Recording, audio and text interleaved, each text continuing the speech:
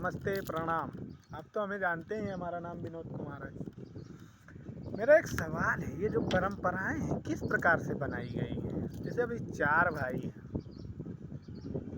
चार भाई में बड़े भाई की शादी होती है, उसका एक बेटा होता है और कुछ कारण, अनावश्यक कारण या किसी कारण उनकी मौत होती है, तो भी उसके बेटे का हक तो बनता है, ठीक है, और उसकी औरत का भी हक बनता है उस माता पिता प्रॉपर्टी में।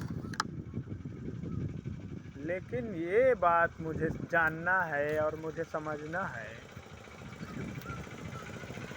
कि अगर उसी भाई, तीन भाई में अगर वो उसकी बड़ी वाली भाभी किसी भाई के साथ शादी कर लेती है, तो इसका दो हिस्सा का क्या मतलब है? इसको भी कमेंट करना। और ये दो हिस्सा क्यों लगना चाहिए, इसको भी कमेंट करना। मेरे हिसाब से नहीं लगना चाहिए, क्योंकि अगर वो शादी कर ली तो उसके तीन हिस्सा लगना चाहिए, दो नहीं, चार नहीं लगना चाहिए। चार हिस्सा लगने का मतलब नहीं है, क्योंकि उसने शादी कर लिया है तो अभी उसका हिस्सा ख़त्म। या तो वो शादी ना करती, या तो जब वो चार हिस्सा तभी लगेगा जब वो शादी नहीं करेगी या अलग जगह करेगी। अब अगर किसी उसी घर में उसी भाई के साथ रह गई तो उसका दो चार हिस्सा लगने का मतलब ही नहीं है, दो ही तीन ही लगना चाहिए। क्योंकि क्या वो उसके बेटे को बेटा नहीं मानेगा? और क्या वो उस विधवा को वो अपनी औरत नहीं मानेगा? अपना ही तो मानेगा ना। तो इसमें चार हिस्सा क्यों लगेगा? चार हिस्सा लगने के बजाय एक ये बात होनी चाहिए, ये हिस्सा लगना चाहिए कि उस औरत को जिसके साथ शादी हुई उस आदमी के साथ रहेगी।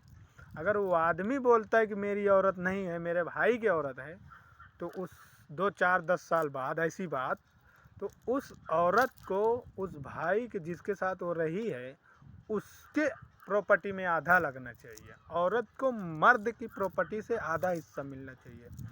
अगर उसके पास 10 लाख रुपए है तो 5 लाख औरत को मिलना चाहिए। अगर उसके पास 2 बीघा ज़मीन है तो 1 बीघा औरत को मिलना चाहिए।